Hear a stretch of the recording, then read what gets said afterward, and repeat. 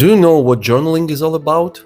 Why in psychotherapy or life coaching we are often asked to write down all the things that makes us go, What's the urge to write things down in the first place? It's the mechanism of distress. Letting off steam, aka stress, by manifesting it as words on paper. By the way, movement and dancing are the same mechanism in action. Getting things off our chest is more than just a figurative speech. It's the exact description of emotional or mental stress becoming a physical discomfort. Motion is emotion and vice versa. To distress any system, we must create a hedge for pressure, stress, to move out. Enter New Year resolutions.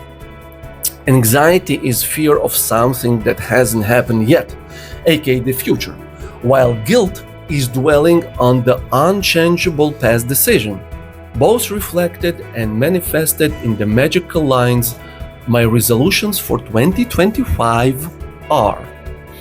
The moment we write this, we immediately feel better because we distress the system by letting off the steam, while in fact, fooling ourselves that we are about to fix the past and tweak the future.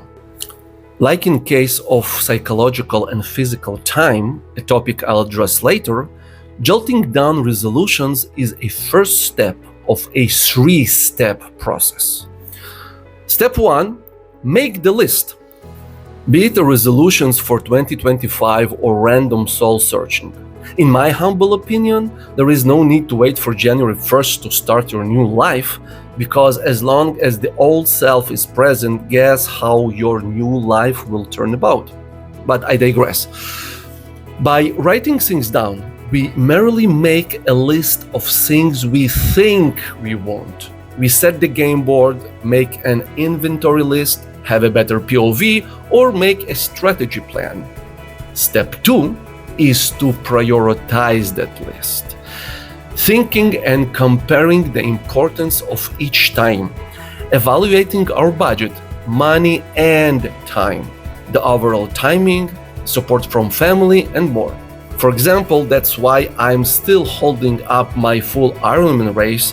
Time and family obligations are currently not in my favor in 2025. Step 3. Put it in your schedule and purchase. That final piece is what most miss, and that's the reason the limbo of yearly frustration, aka resolutions, is so often a painful pleasure. The best productivity advice was a 5-minute video by Tim Ferriss about why making task lists doesn't work. A guy said, so stupid simple advice that it was shocking. Don't make list, he said. Open your schedule, see how much time each task demands, find that time in your schedule and allocate it for that task. Make it recurrent if needed, i.e. building a website or writing a book. This is how you, if not make sure it happens, create a far more real possibility of actually realizing it. Otherwise, it's just gonna stay on that list until you either forget about it or make a new one. New Year resolutions are, in fact, a task list just on a bigger scale, but it is a task list still. So this year, listen to an old and wise Uncle Einstein and do things differently. Make the list, prioritize and evaluate that list, put it in your schedule, and this is the game and life-changing step, buy all their tickets, if there are such, in advance. The most powerful and responsible act of commitment you can do is to sign up.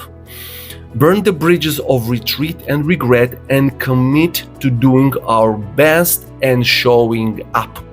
That's it. The rest will take care of itself. But no matter what happens, you'll have the experience, you'll have the peace of mind, and you'll have one less thing to be guilty or anxious about in 2026.